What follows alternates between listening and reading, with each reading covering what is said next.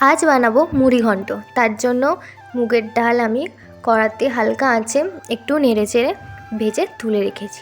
তুলে গিয়ে তারপর জল অ্যাড করেছি তাতে। তারপরে মুগের ডালটা আমি ধুয়ে নিয়েছি। ধুয়ে এবার ডালটা সেদ্ধ হওয়ার জন্য আমি এতে দিয়ে দিয়েছি। দিয়ে প্রায় 15 থেকে 20 মিনিট আমি সেদ্ধ হওয়ার জন্য রেখে দিয়েছি। তাতে একটু লবণ আর একটু হলুদ গুঁড়ো অ্যাড করেছি। এবার দেখো ডালটা খুব ভালো মতোই সেদ্ধ হয়ে এসেছে। তখন একটা আলাদা পাত্রে আমি ঢেলে রেখেছি। এরপর কড়াইতে তেল, একটু জিরে ফোড়ন, একটু শুকনো লঙ্কা, একটু তেজপাতা আর পেঁয়াজ দিয়ে একটু কম আঁচে একটু নেড়েচেড়ে ভেজে নেব। ভেজে নেওয়ার পর তাতে দিয়েছি আদা বাটা। একটু ভালো করে নেড়েচেড়ে নেব যাতে আদার কাঁচা গন্ধটা চলে যায়। এরপর তাতে অ্যাড করেছি টমেটো কুচি, হলুদ গুঁড়ো, লঙ্কা গুঁড়ো, ধনে গুঁড়ো।